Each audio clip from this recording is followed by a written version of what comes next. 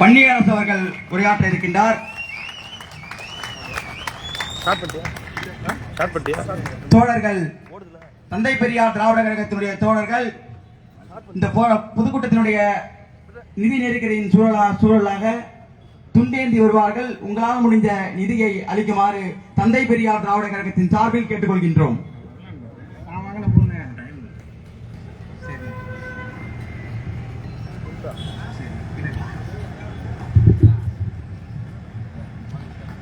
விடுதலை சிறுத்தை கட்சியினுடைய கிறிஸ்துவ சமூக நீதியின் பேரவையின் சார்பாகவும் இந்த பொன்னாட அண்ணனுக்கு அறிவிக்கிறோம்.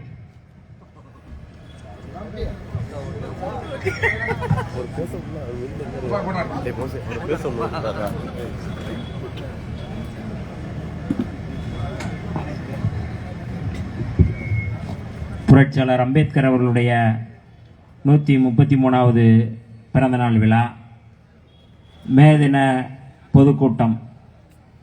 இந்த கூட்டத்திற்கு தலைமை தாங்கி கொண்டிருக்கின்ற மயிலாடுதுறை மாவட்ட செயலாளர் மரியாதைக்குரிய தம்பி பார்த்திபன் அவர்களே, வரவேற்புரையாற்றி அமர்ந்திருக்கின்ற மரியாதைக்குரிய தோழர் ராமமூர்த்தி அவர்களே, முன்னிலை வைத்துக் கொண்டிருக்கின்ற தோழர்கள் மரியாதைக்குரிய பரசுராமன் அவர்களே, ரஷீத் கான் அவர்களே, இந்த பொதுக்கூட்டத்திலே எனக்கு முன்னால் உரையாற்றி அமர்ந்திருக்கின்ற விடுதலை சிறுத்தைகள் கட்சியினுடைய வடக்கு மாவட்ட செயலாளர் மரியாதைக்குரிய தோழர் தாமு இணையவன் அவர்களே, மரியாதைக்குரிய நகர செயலாளர் தம்பி இனிய தமிழன் அவர்களே, இந்த நிகழ்விலே எனக்கு முன்னால் உரையாற்றி அமர்ந்திருக்கின்ற திராவிட முன்னேற்ற கழகத்தினுடைய சீர்காழி சட்டப்பேரவை உறுப்பினர் மரியாதைக்குரிய அண்ணன் மு பன்னீர்செல்வம் அவர்களே, புதுவை மாநில தலைவர் தந்தை பெரியார் திராவிடர் கழகம் மரியாதைக்குரிய தோழர் வீர மோகன் அவர்களே, டெல்டா மண்டல செயலாளர் மரியாதைக்குரிய தோழர் பெரியார் செல்வம் அவர்களே, இந்த நிகழ்விலே பங்கெடுத்திருக்கின்ற மரியாதைக்குரிய வெண்மணி அழகன் அவர்களே, எனக்கு முன்னால் உரையாற்றி அமர்ந்திருக்கின்ற திராவிட இயக்கத்துடைய மூத்த தலைவர்களில் ஒருவர், தொடர்ச்சியாக திராவிட கருத்தியலை மட்டுமல்ல, விடுதலை புலிகளுடைய ஆதரவு கருத்தியலை மட்டுமல்ல, தன்னுடைய வாழ்க்கையை இந்த சமூகத்திற்கு அர்ப்பணித்துக் கொண்டிருக்கின்ற மரியாதைக்குரிய அண்ணன் கோவை ராமகிருஷ்ணன் அவர்களே, இந்த நிகழ்விலே பங்கெடுத்திருக்கின்ற மரியாதைக்குரிய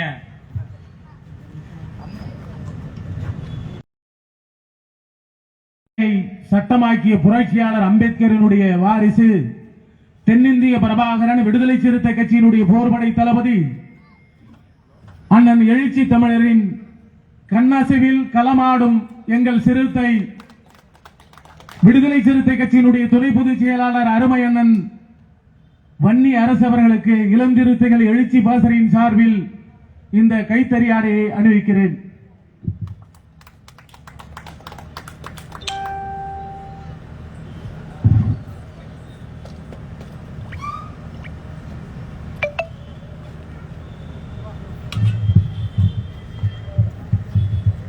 இந்த நிகழ்விலே பங்கெடுத்திருக்கின்ற விடுதலை சிறுத்தைகள் கட்சியைச் சேர்ந்த மண்டல துணை செயலாளர் மரியாதைக்குரிய தோழர் காமராஜ் அவர்களே, மு ஸ்டாலின் அவர்களே, மாவட்ட செய்தி தொடர்பாளர் தேவா அவர்களே, தம்பி இனிய தமிழன் அவர்களே, ரஞ்சித் அவர்களே, கொள்ளிடம் ஒன்றிய அமைப்பாளர் பே காமராஜ் அவர்களே, தென்னங்குடி சங்கர் அவர்களே, குமார் அவர்களே, ஆசை தம்பி அவர்களே, உலக கனிவண்ணன் அவர்களே, மாறன் அவர்களே, செந்தில் அவர்களே, மகளிரினுடைய செயலாளர் அவர்களே, பாலாஜி அவர்களே, இந்த நிகழ்விலே பங்கெடுத்திருக்கின்ற தந்தை பெரியார் திராவிடர் கழகத்தைச் சேர்ந்த தோழர்களே, முன்னணி தலைவர் தோழர்களே, எனக்கு பின்னால் இந்த நிகழ்விலே மீண்டும் தன்னுடைய கலை நிகழ்ச்சியை அரங்கேற்றவிருக்கின்ற இந்த பகுதி மக்களை உசுப்பேற்ற வருகின்ற மரியாதைக்குரிய தோழர் கோவன் தலைமையிலான இசைக்குழுவைச் சேர்ந்த தோழர்களே, நிறைவாக நன்றியுரையாற்ற இருக்கக்கூடிய தந்தை பெரியார் திராவிடர் கழகத்தினுடைய சீர்காழி நகர தலைவர் மரியாதைக்குரிய தோழர் இரா மனோஜ் அவர்களே. இந்த உரையை கேட்டுக்கொண்டிருக்கின்ற வியாபார பெருங்குடி மக்களே, தோழர்களே, சொந்தங்களே, உங்கள் அத்தனை பேருக்கும் இந்த நேரத்தில் என்னுடைய வணக்கங்களை தெரிவித்துக் கொள்கிறேன். தந்தை பெரியார் திராவிடர் கழகம் புரட்சியாளர் அம்பேத்கர் அவருடைய பிறந்தநாள் விழாவை ஒருங்கிணைத்திருக்கின்றது. புரட்சியாளர் அம்பேத்கர் அவருடைய பிறந்தநாள் என்பது ஏப்ரல் 14. ஆனால் அன்றைக்கு எல்லோருமே நாம் தேர்தல் வேலையிலே இருந்தோம். விடுதலை சிறுத்தைகள் சார்பில் கூட ஒவ்வொரு ஆண்டும் ஏப்ரல் 14 அன்று விருதுகள் வழங்கும் விழா நடத்துவோம். இந்த ஆண்டு அது மே 25க்கு நம்முடைய தலைவர் எழுச்சி தமிழர் அவர்கள் அதை தள்ளி வைத்திருக்கிறார்கள். ஆனாலும் இந்த மாதம் முழுக்க, மே மாதம் முழுக்க ஆங்காங்கே புரட்சியாளர் அம்பேத்கர் அவருடைய பிறந்த நாளை விடுதலை சிறுத்தைகள் மட்டுமல்ல, அம்பேத்கர் இயக்கங்கள் மட்டுமல்ல, எல்லோரும் ஒன்றிணைந்து அவரவர்களுடைய வலிமைக்கு ஏற்றவாறு புரட்சியாளர் அம்பேத்கர் அவருடைய பிறந்த நாளை கொண்டாடி வருகிறார்கள். அந்த வகையிலே தந்தை பெரியார் திராவிடர் கழகம் தொடர்ச்சியாக, இன்றைக்கு மட்டுமல்ல, தொடர்ச்சியாக புரட்சியாளர் அம்பேத்கர் அவருடைய பிறந்த நாள் விழாவை ஏதோ ஒரு ஊரிலே, ஏதோ ஒரு மாவட்டத்திலே நடத்துவார்கள். அந்த வகையிலே சீர்காழி நகரத்திலே இன்றைக்கு தந்தை பெரியார் திராவிடர் கழகத்தின் சார்பில் நடைபெறுகின்ற இந்த பொதுக்கூட்டத்தில் பங்கெடுத்து உரையாற்றுவதற்கு வாய்ப்பளித்த மரியாதைக்குரிய அண்ணன் கோவை ராமகிருஷ்ணன் அவர்களுக்கு மீண்டும் என்னுடைய நன்றியை தெரிவித்துக் கொள்கிறேன். தோழர்களே, அம்பேத்கர் இயக்கங்கள் மட்டும்தான் தந்தை பெரியார் அவர்களை வழிபட வேண்டும் அல்லது அவர்களுக்கு புகழ் மாலை சூட்ட வேண்டும், அந்த பிறந்தநாள் விழாவை நடத்த வேண்டும் என்று ஒரு காலகட்டத்தில் இருந்தது. ஆனால் இன்றைக்கு அதை உடைத்துவிட்டு எல்லோரும் இந்த தலைவரை, மகத்தான தலைவரை, இந்தியாவுடைய அரசியலமைப்பு சட்டத்தை பாதுகாத்துக் கொண்டிருக்கின்ற அடையாளமாக இருக்கக்கூடிய புரட்சியாளர் அம்பேத்கர் அவருடைய பிறந்த நாளை எல்லோரும் கொண்டாடி கொண்டிருக்கின்றோம். கடந்த ஆண்டு கூட புரட்சியாளர் அம்பேத்கர் அவருடைய சிலைக்கு சேர்ந்தவர்கள், பாஜகவை சேர்ந்தவர்கள் எவ்வளவோ முயற்சி செய்தார்கள். ஆனால் அவர்கள் தண்ணி குடித்தால் கூட அங்கு அம்பேத்கர் சிலைக்கு மாலை விட முடியவில்லை. புரட்சியாளர் அம்பேத்கர் அவர்கள் சனாதனத்தினுடைய பகைவன். ஆனால் சனாதனிகள் இன்றைக்கு புரட்சியாளர் அம்பேத்கரை கொண்டாட துடித்துக் கொண்டிருக்கிறார்கள். அவர்கள் நீதிமன்றத்திலே போய் அவர்கள் அனுமதி வாங்கிவிட்டு தான் புரட்சியாளர் அம்பேத்கர் அவருடைய சிலையை தொட முடியும் என்கின்ற இடத்திலே தமிழ்நாட்டிலே விடுதலை சிறுத்தைகள் அந்த இடத்துக்கு நாங்கள் கொண்டு சென்றிருக்கின்றோம். புரட்சியாளர் அம்பேத்கர் அவர்கள் இந்து மதத்திலிருந்து வெளியேறுகிறார். இந்து மதத்திலிருந்து வெளியேறி பௌத்தம் தழுவுகிறார். அவர் இந்து மதம் ஒரு சாக்கடை என்று சொல்கிறார். இந்து மதம் அருவருப்பானது என்று சொல்கிறார். இந்து மதம் சமத்துவம் இன்மை என்று சொல்கின்றார். மனிதர்களை மனிதர்களாக மதிக்காத ஒரு மதம் இந்து மதம். அந்த மதத்திலிருந்து நான் வெளியேறுகிறேன் என்று வெளியேறுகிறார். அப்பொழுது வெளியேறும் பொழுது தந்தை பெரியார் அவர்கள் சொன்னார், நான் இந்த மதத்துக்குள்ளேயே இருக்கிறேன், என்னுடைய வீட்டுக்குள்ளேயே இருக்கிறேன், இந்த வீட்டுக்குள்ளேயே இருந்து இந்த மதத்தினுடைய மூட நம்பிக்கைகளை, இந்த மதத்தினுடைய சனாதனத்தை நான் எதிர்க்கிறேன் என்று இந்து மதத்துக்குள்ளே இருந்தார். தோழர்களே, உறவுகளே, ஒரு செய்தியை நீங்கள் புரிந்து கொள்ள வேண்டும். தந்தை பெரியார் அவர்கள் இந்து மதத்துக்குள்ளேயே இருந்தால் தான் வாழும் சாகும் வரை தான் இந்துவாகவே இருந்தார். ஆனால் இந்து மதத்துடைய கொடுங்கோன்மையை, சனாதனத்தினை, பார்ப்பனியத்தை கடுமையாக எதிர்த்தார். ஆனால் தந்தை புரட்சியாளர் அம்பேத்கர் அவர்கள் இந்து மதத்திலிருந்து வெளியேறுகிறார். நான் இந்து அல்ல, நான் ராவணையோ கிருஷ்ணனையோ நான் கடவுளாக வழிபட மாட்டேன் என்று 22 உறுதிமொழியை எடுத்துக்கொண்டு பௌத்தம் தழுவினார். இந்து மதம் எனக்கு வேண்டாம் என்று சொன்ன புரட்சியாளர் அம்பேத்கர் அவர்களை பாரதிய ஜனதா RSS சங்பரிவார கும்பல் சொந்தம் கொண்டாட துடிக்கிறது. ஆனால் தான் இந்துவாகவே இருந்தேன் என்று சொன்ன தந்தை பெரியார் அவர்களை இதே பாரதிய ஜனதா RSS கும்பல் வெறுக்கிறது. ரெண்டையும் நாம் புரிந்து கொள்ள வேண்டிய தேவை இருக்கின்றது. எதற்காக என்பதை நாம் புரிந்து கொள்ள வேண்டிய தேவை இருக்கின்றது. இன்றைக்கு தந்தை பெரியார் அவர்களும் புரட்சியாளர் அம்பேத்கர் அவர்களும் இரட்டை குழல் துப்பாக்கி, இந்துத்துவத்துக்கு எதிரான இரட்டை குழல் துப்பாக்கி புரட்சியாளர் அம்பேத்கர், தந்தை பெரியார் அவர்கள். எதையும் நாம் தவறிவிடக் கூடாது. அப்படிப்பட்ட இந்த சூழலில் நாம் புரட்சியாளர் அம்பேத்கர் அவருடைய பிறந்த நாளை தந்தை பெரியார் திராவிடர் கழகத்தோடு இணைந்து செயல்படுவது என்பது சனாதனிகளுக்கு எதிராக மட்டுமல்ல, இன்றைக்கு ஆளுகின்ற பாரதிய ஜனதா RSS சங்பரிவார கும்பலுக்கு சவால் விடக்கூடிய இடத்திலே அதை முற்றிலுமாக அழித்தொழிக்கக்கூடிய இடத்திலே நாம் இந்த விழாவை கொண்டாடி கொண்டிருக்கிறோம். எதுவும் வெறுமனே புரட்சியாளர் அம்பேத்கர் அவர்கள் பிறந்த நாளை கொண்டாடுவது என்பது அவருடைய பிறந்த நாளை கொண்டாடுவது புகழுக்காக மட்டுமல்ல. இன்றைக்கு சனாதனத்துக்கு எதிராக வாழ்நாள் முழுக்க களமாடியவர் தந்தை பெரியார் புரட்சியாளர் அம்பேத்கர் அவர்கள். தந்தை பெரியாரை சொன்னால் புரட்சியாளர் அம்பேத்கரை சொல்லித்தான் ஆக வேண்டும். புரட்சியாளர் அம்பேத்கரை சொன்னால் தந்தை பெரியார் அவர்களை சொல்லித்தான் ஆக வேண்டும். ஆனால் இதிலே பாரதிய ஜனதா RSS சங்பரிவார கும்பல் தந்தை பெரியார் மீது வெறுப்பை கக்குவார்கள். ஸ்ரீரங்கத்திலே இருக்கின்ற தந்தை பெரியார் அவருடைய சிலையை எடுக்க வேண்டும், உடைக்க வேண்டும் என்று பேசுவார்கள். ஆனால் புரட்சியாளர் அம்பேத்கர் அவருடைய சிலைக்கு மாலை அணிக்க துடிப்பார்கள். ரெண்டுக்குமான வித்தியாசத்தை நாம் புரிந்து கொள்ள வேண்டும். மே தினத்தை இந்த நாளிலே கொண்டாடுகிறார்கள், நாம் கொண்டாடி கொண்டிருக்கின்றோம். புரட்சியாளர் அம்பேத்கர் அவருடைய மிக ஆழமான செய்தி, ரொம்ப உயிரான செய்தி. அவர் சொல்லுவார், ஒடுக்கப்பட்ட மக்களுக்கு, உழைக்கும் மக்களுக்கு 2 பகை சக்திகள் இருக்கின்றன. ஒன்று பார்ப்பனியம், இரண்டாவது முதலாளித்துவம். 2 தான் அவருடைய மிக முக்கியமான செய்தி. நமக்கான பகை சக்தி எது என்றால் அது பார்ப்பனியம், இரண்டாவது முதலாளித்துவம். இந்த 2 செய்தியை தான் மே தினத்திலே நாம் புரிந்து கொள்ள வேண்டிய தேவை இருக்கின்றது. பார்ப்பனியம் என்றால் சனாதன எதிர்ப்பு, வர்ணாசிரம எதிர்ப்பு, இந்துத்துவ எதிர்ப்பு. சனாதனம் எதிர்ப்பு புரட்சியாளர் அம்பேத்கர் தொடர்ச்சியாக முன்வைத்தார், அதுதான் பார்ப்பனியம், பார்ப்பனிய எதிர்ப்பு. நமக்கு பகை சக்தியாக இருக்கக்கூடிய அந்த பார்ப்பனியம், இன்னொரு பகை சக்தியாக இருக்கக்கூடியது முதலாளித்துவம். தோழர்களே, இந்த முதலாளித்துவம் குறித்து அவர் பேசும்பொழுது சொன்னார்கள், அவர் முதல்ல தொடங்கின கட்சியை 1936 சுதந்திர தொழிலாளர்கள் கட்சி தான், இண்டிபெண்டன்ட் லேபர் பார்ட்டி தான். முதல் கட்சி அவர் தொடங்கும் போதே தொழிலாளர்கள் தொடர்பான கட்சி தான். அவர் தலித்துகள் கட்சி, தலித்துக்கான கட்சியை தொடங்கல, குடியரசு கட்சியெல்லாம் அப்புறம் தான். ஆனால் அவர் தொடங்கின கட்சி, முதல் கட்சி இண்டிபெண்டன்ட் லேபர் பார்ட்டி. 1936 தொடங்குறாரு. 1942 அவர் தொழிலாளர் துறை அமைச்சராகிறார். அப்ப 28 மசோதாக்களை அவர் அந்த அமைச்சராக இருக்கும் பொழுது அவர் 22 மசோதாக்களை தொழிலாளர்களுக்கு ஆதரவாக அவர் சட்டமாக்குகிறார், மசோதா கொண்டு வர்றார். 28 மசோதா. இன்னைக்கு 8 ஆண்டு 8 மணி நேர வேலை. ஆனால் அதற்கு முன்பு நேரம் சொல்ல முடியாது. 12 மணி நேரமா இருக்கலாம், 14 மணி நேரமா இருக்கலாம், 20 மணி நேரம் கூட இருந்திருக்கின்றது. அங்கே சிகாகோ நகரிலே அங்கே போராடினார்கள். 8 மணி நேரம் வேலைக்காக ரத்தம் சிந்தினார்கள். பலர் படுகொலை செய்யப்பட்டார்கள், துள்ள துடிக்க கொன்றார்கள்.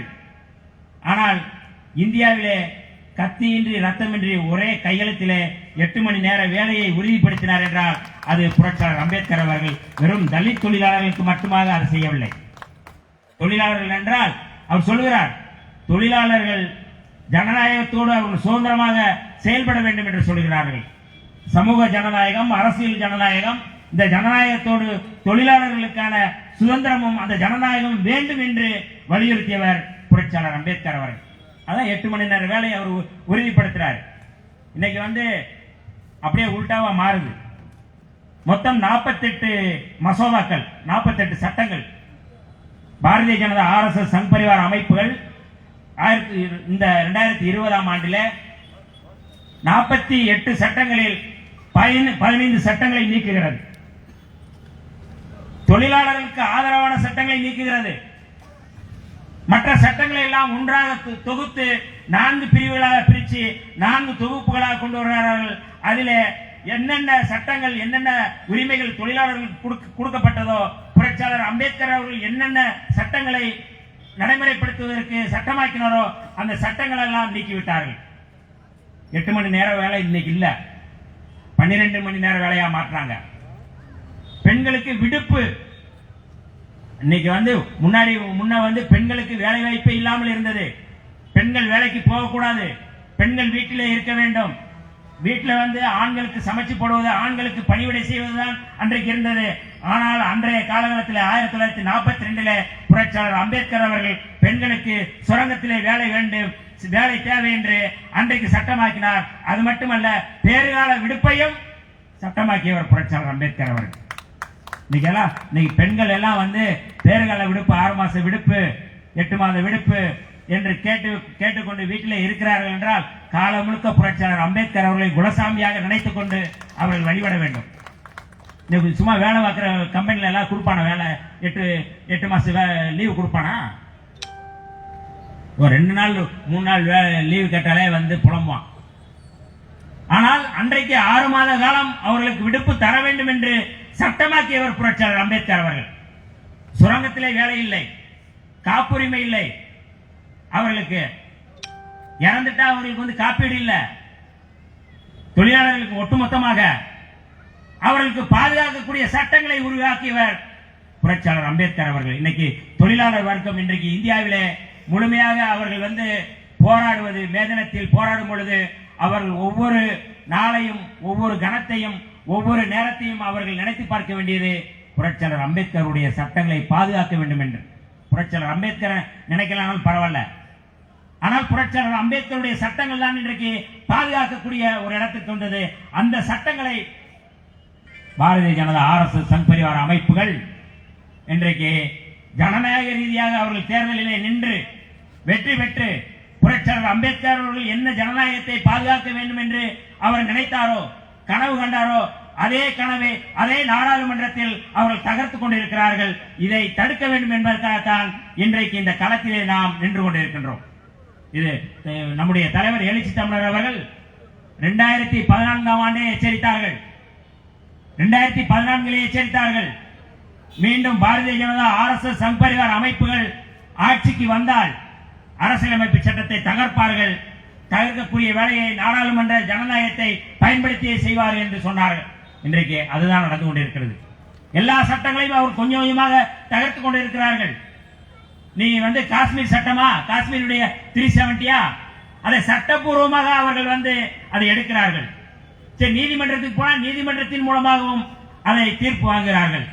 நீங்க படிச்சு பாருங்க, 370 தொடர்பான தீர்ப்புல எப்போது வேண்டுமானாலும் ஒன்றிய அரசு நினைத்தால் மாநில அரசை கலைப்பதற்கு வாய்ப்பு இருக்கிறது, அந்த தீர்ப்பு இருக்கிறது.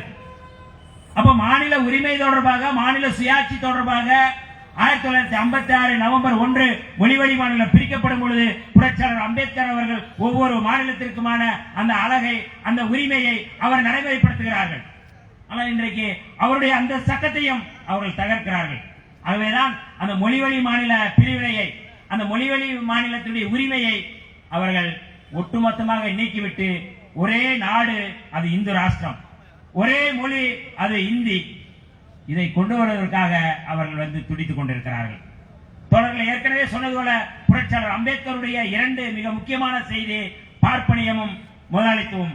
முதலாளித்துவத்தை எதிர்ப்பது என்பது பார்ப்பனியத்தை எதிர்ப்பதன் மூலமாகத்தான் முடியும் என்பதை புரட்சியாளர் அம்பேத்கர் பல இடங்களிலே சொல்கிறார்கள்.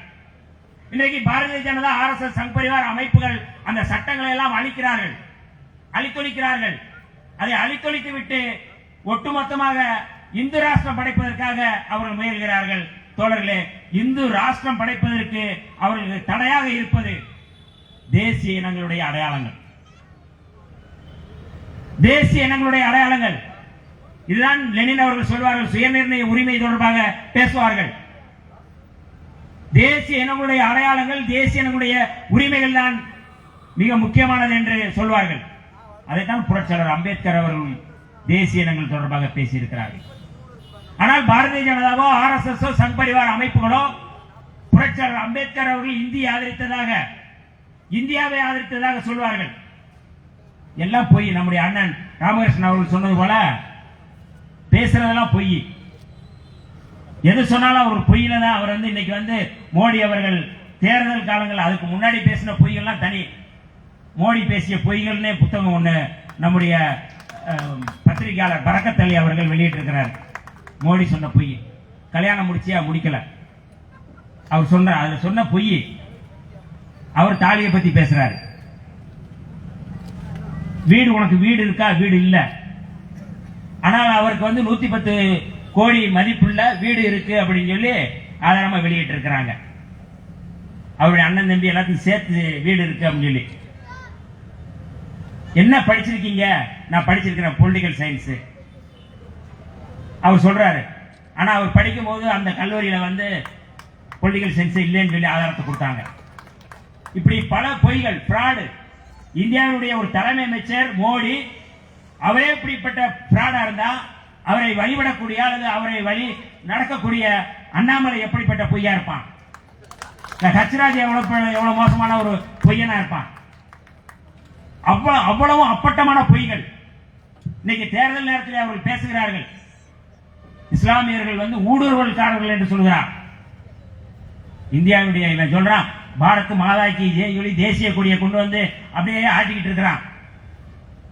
பாரதிய ஜனதா, RSS, சங் பரிவார கும்பல் படுகொலை செய்யப்படுவது அவன் சொல்கின்ற முழக்கம் பாரத் மாதாக்கு ஜெய்.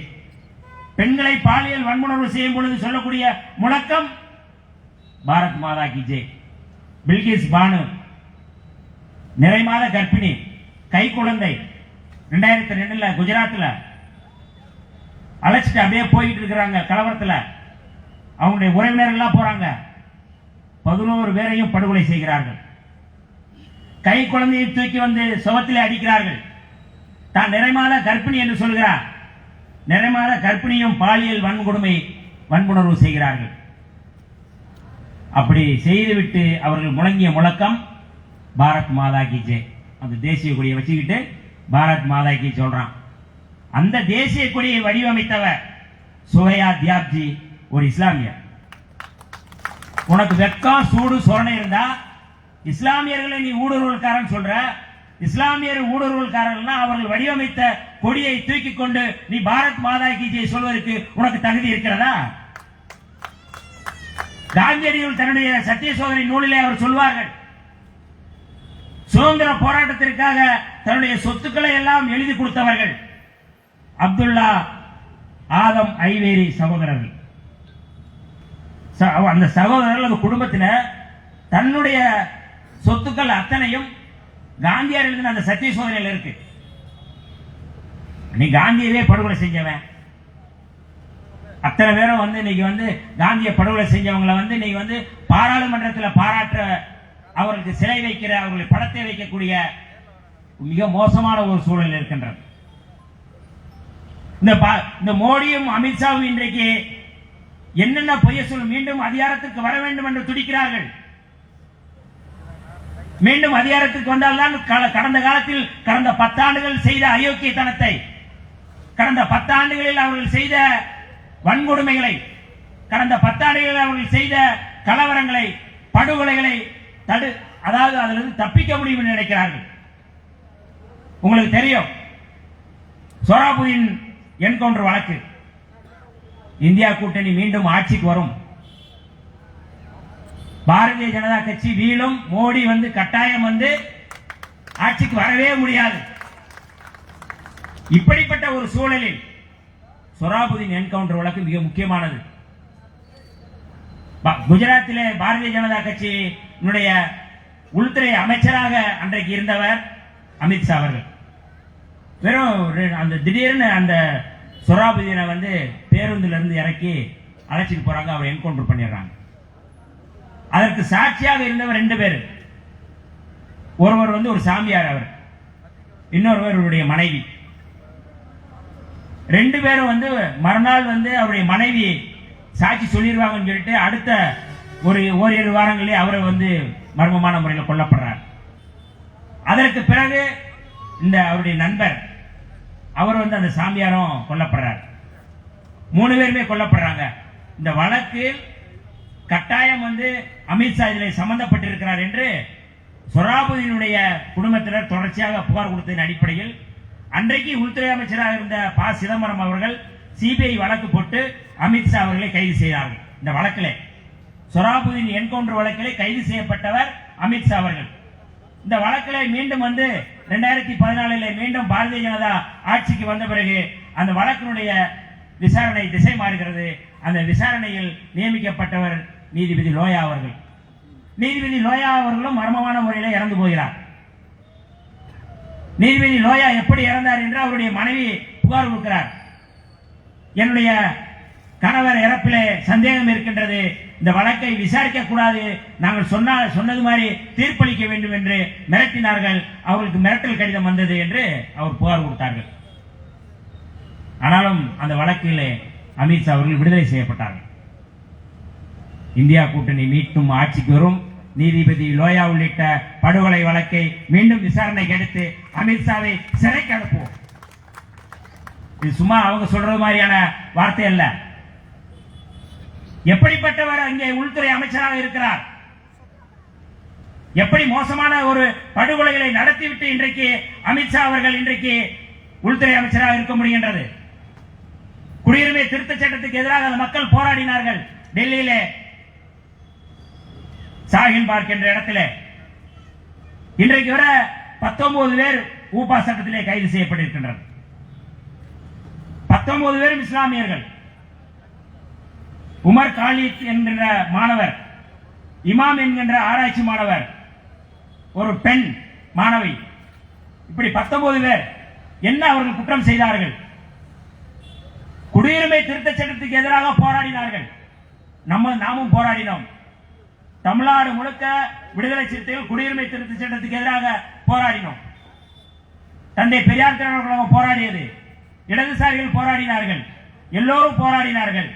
இந்த குடியுரிமை திருத்த சட்டம் வருவதற்கு காரணமாக இருந்தவர்கள் இருவர், ஒன்று அதிமுக, இன்னொன்று பாமக.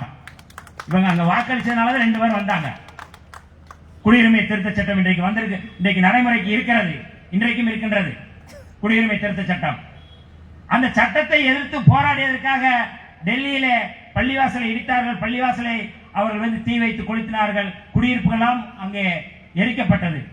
உடனடியாக விடுதலை சிறுத்தைகள் சார்பாக நம்முடைய தலைவர் எழுச்சி தமிழர் அவர்களும் கட்சியினுடைய பொதுச் செயலாளர் அறிஞர் ரவிக்குமார் அவர்களும் அங்கே சென்று போய் பார்த்தார்கள். பார்த்து உடனடியாக அறிக்கை கொடுத்தார்கள். இந்த வன்முறைக்கு, இந்த கலவரத்திற்கு பின்னாடி இருப்பவர்கள் யார்? பாரதிய ஜனதா, RSS கும்பல், இவர்கள்தான் காரணம் என்று அன்றைக்கு பேட்டி கொடுத்தார்கள். தோழர்களே, அந்த வழக்கிலே மொத்தம் 19 பேர் UAPA சட்டத்திலே கைது செய்யப்பட்டார்கள். என்னையே தான் அதை விசாரித்தது. இன்றைக்கு வரை யாருக்குமே பிணை இல்லை. 2018 பீமா கோரேகான் வழக்கு, 2019 இவர்கள் ஆட்சிக்கு வருகிறார்கள். மீண்டும் 2019 வந்த பொழுது அவர்கள் கொண்டு வந்த சட்டம் தான் NIA. அந்த NIA சட்டத்தை விடுதலை சிறுத்தைகள் எதிர்த்தோம், தோழமை கட்சிகளும் எதிர்த்தோம். UAPA சட்டத்தின் மூலமாக யாரையும் கைது செய்யக்கூடாது, இந்த சட்டத்தின் மூலமாக பாதிக்கப்படுவது சிறுபான்மை மக்கள் தான் பாதிக்கப்படுவார்கள் என்று நாடாளுமன்றத்தில் அன்றைக்கு நம்முடைய தலைவர் எழுச்சி தமிழர் அவர்கள் அதை எதிர்த்தார்கள். ஆனால் என்ன சொன்னாரோ அதே நடந்தது. முதல் கைது இந்தியாவிலே NIA மூலமாக UAPA சட்டத்தில் கைது செய்யப்பட்ட முதல் கைது தாழ்த்தப்பட்ட சமுதாயத்தைச் சேர்ந்தவர்கள் தான். பீமா கோரேகான் வழக்கு, அந்த வழக்கிலே கைது செய்யப்பட்டவர்கள் தாழ்த்தப்பட்டவர்கள். ரோனா வில்சன் என்கின்ற ஒருவருடைய கம்ப்யூட்டர்ல மோடியை கொலை செய்ய முயற்சி செய்ததாக சொல்லி, யார் கொலை செய்ய முயற்சி செய்கிறார்கள்? அர்பன் நக்சல்கள் முயற்சி செய்கிறார்கள். ஆகவே எனக்கு பாதுகாப்பில்லை என்று சொன்னவர் அன்றைக்கு மோடி அவர்கள். இது ஜனவரி 1ஆம் தேதி நடக்கிறது. 2019 ஜனவரி 1 நடக்குது. மே மாதம் எலெக்ஷன் வருது. அதற்கு முன்பாக எனக்கு அர்பன் நக்சல்களால் உயிருக்கு ஆபத்து இருக்கு என்று சொன்னார். அந்த சம்பவத்தை நிரூபிக்க வேண்டும் என்பதற்காக ரோனா வில்சன் என்பவரை கைது செய்கிறார்கள். அதற்கப்புறம் கவிஞர் வரவர ராவ், சுதா பரத்வாஜ், புரட்சியாளர் அம்பேத்கர் அவருடைய பேரன் ஆனந்த் டெல்டும்டே அவர் கைது செய்யப்படுகின்றார். இன்னொரு சகோதரர் மிலிந்த் டெல்டும்டே அவர் மாவோயிஸ்ட் என்கின்ற பெயரில் சுட்டுக் கொல்லப்படுகிறார். தோழர்களே, 2019 தான் கொல்லப்படுவதாக சொல்லித்தான் அவர் வாக்கு சேகரித்தார் மோடி. இன்றைக்கு அதே பல்லவியை பேசுகின்றார். வெளிநாட்டு சக்தியோடு இணைந்து இந்தியா கூட்டணி என்னை அழிக்க பார்க்கிறது என்று அதே குற்றச்சாட்டை இந்த தேர்தல் நேரத்திலே அவர் தேர்தல் பரப்புரையில் சொல்கிறார். ரெண்டுக்கு வித்தியாசத்தை பார்க்கணும். என்ன நோக்கத்தோடு அவர் பேசுகிறார்? 2019 போடப்பட்ட அந்த வழக்கிலே கடைசியாக கைது செய்யப்பட்டவர் அருட்தந்தை ஸ்டான் சாமி அவர்கள். ஜார்க்கண்ட் மாநிலத்திலே பழங்குடி மக்களுக்காக போராடியவர். இவர் எந்த தவறும் செய்யல. இங்க இருக்கிற அதானி கும்பலுக்கு ஆதரவாக அங்க இருக்கிற கனிம வளங்களை கொள்ளையடிப்பதற்கு தடையாக இருக்கின்ற பழங்குடி மக்களை கைது செய்து கொத்து கொத்தாக கைது செய்தார்கள். அந்த கைது செய்யப்படும் பொழுது அவர்களை பாதுகாப்பதற்காக சட்டப்பூர்வமான நடவடிக்கை எடுத்தவர் அருட்தந்தை ஸ்டான் சாமி அவர்கள். அவர் நடுக்கவாத நோயில் இருந்தார். நடுக்கவாத நோய்னா அவருக்கு செய்யக்கூடிய வேலையை கூட, கழிப்பறைக்கு போறதா கூட யாராவது போனாதான் அந்த கழிப்பறையை செய்ய முடியும். அப்படிப்பட்டவர் மோடியை கொலை செய்ய முயற்சி செய்ததாக சொல்லி அவரை கைது செய்து சிறைக்குள்ளேயே கொலை செய்தார்கள். இன்னைக்கு அவரோட உயிரோடு இல்ல. அன்பார்ந்த மக்களே, இந்த வீதியிலே நின்று கேட்டுக்கொண்டிருக்கின்ற மக்களே, இதை புரிந்து கொள்ள வேண்டும்.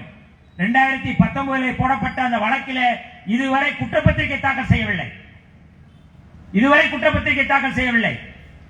இன்றைக்கும் அவர்கள் சிறையில் இருக்கிறார்கள், பலர் பிணையிலே வந்திருக்கிறார்கள். அதே போல இஸ்லாமியர்கள் அங்கே தில்லி கலவர வழக்கிலே வன்முறை பாதிக்கப்பட்டதெல்லாம் இஸ்லாமியர்கள். அவர்கள் வீடுகள் தாக்கப்பட்டன, பள்ளிவாசல் இடிக்கப்பட்டது. ஆனால் முழுக்க முழுக்க அவர்கள் மீது வழக்கு. 19 பேர் இன்றைக்கும் இருக்கிறார்கள். தலித்துகள், இஸ்லாமியர்கள், கிறிஸ்தவர்கள்.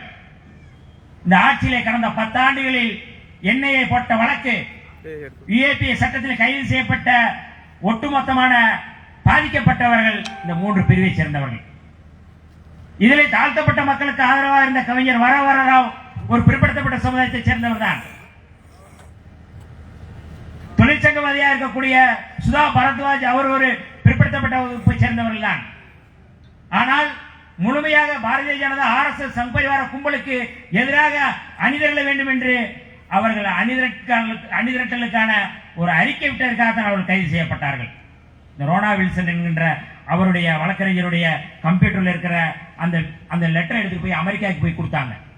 இது ஹேக் செய்யப்பட்டது, இது திணிக்கப்பட்டது, இதை பாரதிய ஜனதா RSS கும்பல் இதை உள்ளே திணித்தது என்று அங்கே ரிப்போர்ட் கொடுத்திருக்கிறார். பொய். அதாவது தன்னை கொலை செய்ய முயற்சி, தன்னை கழிவிறக்கம் தேடி, தன்னை பரிதாபமான ஒரு நிலைக்கு ஆளாக்கி அவர் வாக்கு சேகரித்து 2019 வெற்றி பெற்றார். இன்றைக்கும் அதே பல்லவியை, அதே புராணத்தை அவர் பாடுகிறார்.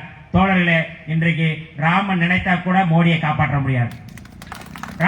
ராமன் நினைத்தாலும் மோடியை காப்பாற்ற முடியாது. மோடி சிறைக்கு போவது உறுதி. எந்த வழக்கிலே? ஜாப்ரியினுடைய படுகொலை வழக்கிலே. இதே 2002 நடந்த படுகொலை தான் ஜாப்ரியினுடைய படுகொலை. அவர் ஒரு காங்கிரஸ் பிரமுகர், நாடாளுமன்ற உறுப்பினர். எப்படிப்பட்ட ஒரு மோசமான ஒரு சர்வாதிகாரி இன்றைக்கு நாட்டிலே தலைமை அமைச்சராக கடந்த 10 ஆண்டுகளில் இருந்திருக்கிறார் என்று நாம் பார்க்க வேண்டும். அகமதாபாத்தில் இருக்கின்ற அந்த காவல் நிலையத்துக்கு பக்கத்திலே இருக்கின்ற கல்பர்க் சொசைட்டி என்று சொல்லக்கூடிய அந்த இடத்திலே தான் இஸ்லாமியர்கள், பிற்படுத்தப்பட்ட சமுதாயத்தை சேர்ந்தவர்கள் அங்கே இருக்கிறார்கள். உள்ளே புகுந்து தாக்குதல் நடத்துகிறார்கள். அன்றைக்கு நாடாளுமன்ற உறுப்பினராக இருந்த ஜாப்ரி அவர்கள் தொலைபேசியிலே கேட்கிறார், எனக்கு பாதுகாப்பு வேண்டும் என்று சொல்கிறார்கள். அன்றைக்கு முதலமைச்சராக இருந்த மோடி அவர்கள் தொலைபேசியை துண்டிக்கிறார். இது ஆதாரமாக அவருடைய மனைவி நீதிமன்றத்திலே கொடுக்கிறார்கள். அந்த ஆதாரத்தை கொடுத்தவர் தீஸ்டா செடல்வாட் அவர்கள், சமூக செயற்பாட்டாளர்கள். அந்த வழக்கிலே இவருக்கு எதிராக ஆதாரங்களை திரட்டியதற்காக தீஸ்டா செடல்வாட் அவர்கள் கைது செய்யப்பட்டார்கள். எஸ்பி அன்றைக்கு காவல்துறை அதிகாரியாக இருந்த ஸ்ரீகுமார் கைது செய்யப்பட்டார். சஞ்சீவ் பட் என்பவர் கைது செய்யப்பட்டார். இன்னைக்கு அவர் சிறையில் இருக்கிறார் சஞ்சீவ் பட். அந்த ஜாபினுடைய துணைவியார் சொன்னார்கள், நான் முழுமையாக நம்புகின்றேன், இந்த கொலைக்கு பின்னாடி மோடி இருக்கிறார், எப்பொழுதும் எனக்கு நீதி இருக்கின்றது, கடவுள் ஒருவன் இருக்கிறான் என்றால் கட்டாயம் மோடி சிறைக்கு போவார் என்று ஜாபினுடைய துணைவியார் இன்றைக்கும் நீதிமன்றத்திலே சொல்கிறார். நமக்கு கடவுள் நம்பிக்கை இல்லை, ஆனால் அவர்கள் மீதான நம்பிக்கை நமக்கு இருக்கின்றது. கட்டாயம் மோடி சிறைக்கு செல்வார். இவ்வளவு படுகொலைகளை நடத்திவிட்டு மீண்டும் ஆட்சிக்கு வருகிறேன் என்று சொல்கிறார். 600க்கும் மேற்பட்ட விவசாயிகள் கொல்லப்பட்டார்கள். ஓராண்டுக்கு மேலாக விவசாயிகள் போராட்டம் நடத்தினார்கள்.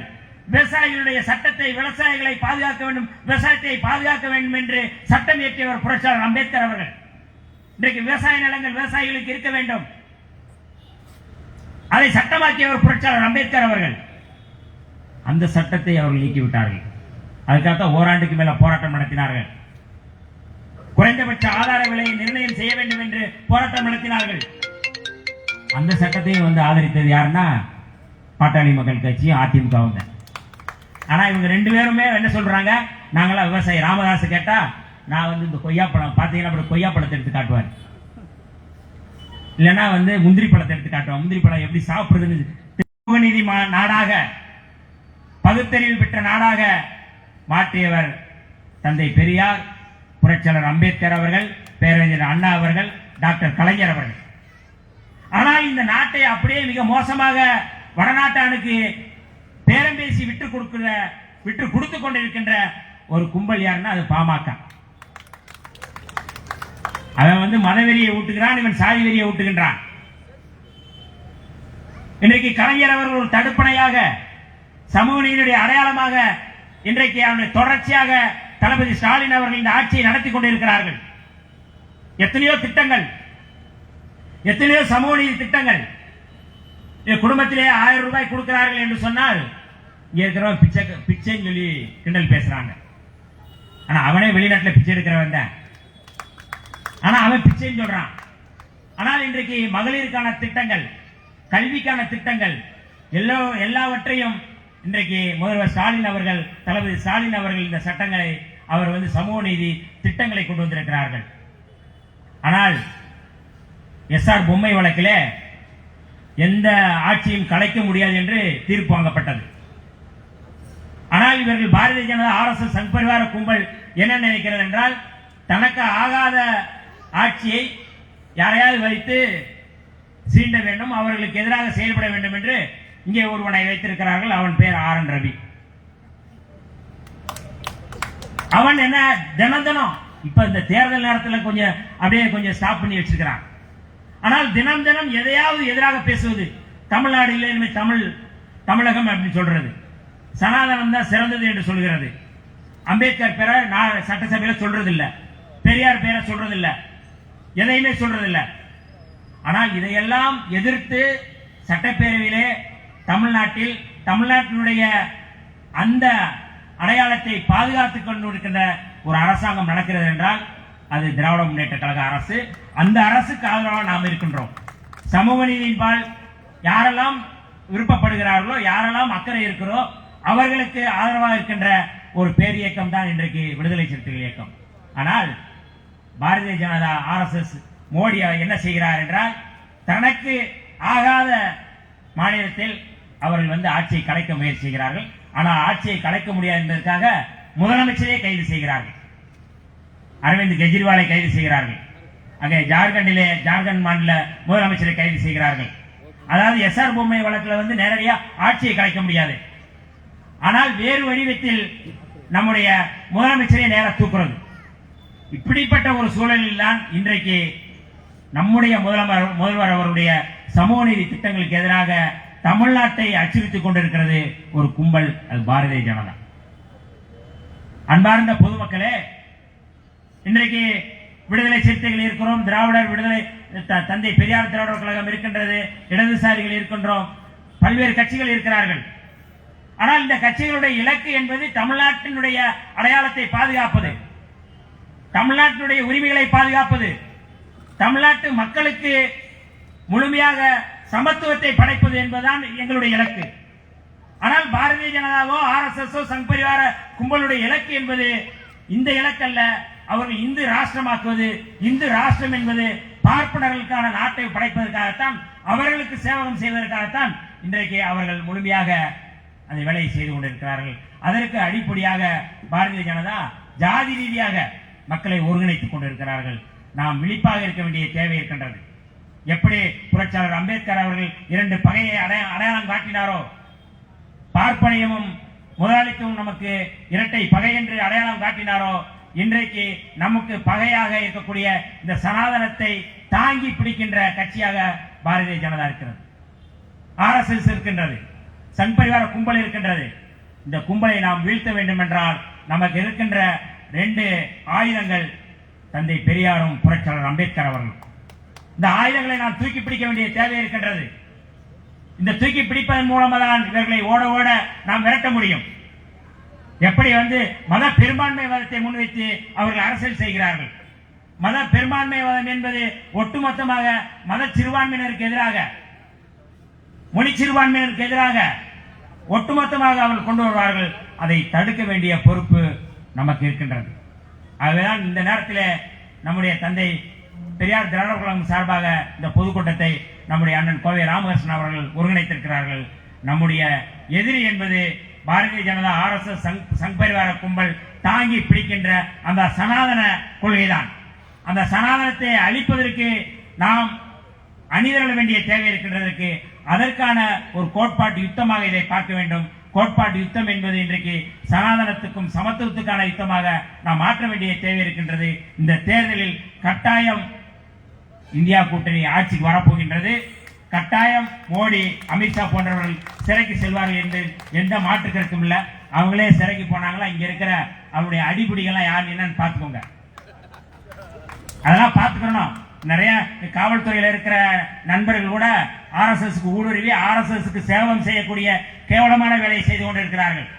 சேலத்தில் கூட நேற்றைக்கு முதல் நாள் தீவெட்டிப்பட்டியில கோவில் நுழைவுக்காக நாம் முயற்சி செய்கிறோம். கோவில் நுழையணும் அப்படிங்கிறது தான் தந்தை பெரியாருடைய கொள்கை. கோவில்ல போகணும் அப்படிங்கிறது தான் புரட்சியாளர் அம்பேத்கருடைய கொள்கை. கோவிலுக்குள்ள போகணும் அப்படிங்கிறதா டாக்டர் கலைஞர் அவருடைய கொள்கை. கோவிலுக்குள்ள நுழையணும் அப்படிங்கிறதா பேரறிஞர் அண்ணாவுடைய கொள்கை. ஆனா இந்த கொள்கைகளை உருவாக்கி கொண்டு இந்த ஆட்சி நடந்து கொண்டு இருக்கும் பொழுது தீவெட்டிப்பட்டியில் தலித்துகள் உள்ள நுழைந்தா அடிச்சு வரட்டான். இதுக்காக ஒரு SP ஒருத்தருங்க, அருண் கபிலன் பேரு.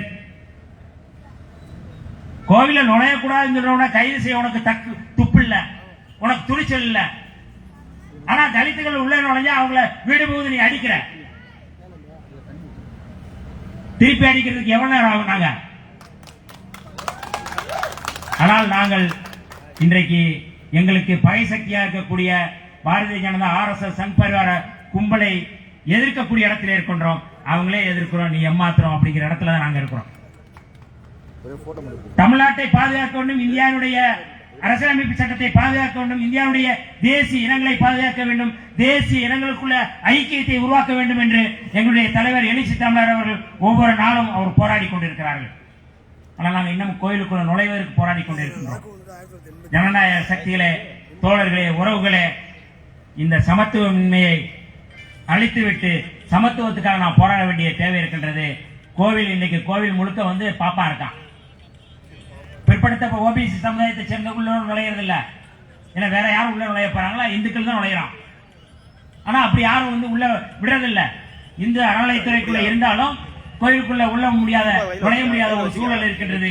இதை நாம் உடைக்க வேண்டிய தேவை இருக்கின்றது. தமிழ்நாட்டை பாதுகாக்க வேண்டிய தேவை இருக்கிறது. நம்முடைய அடையாளத்தை பாதுகாக்க வேண்டிய தேவை இருக்கின்றது.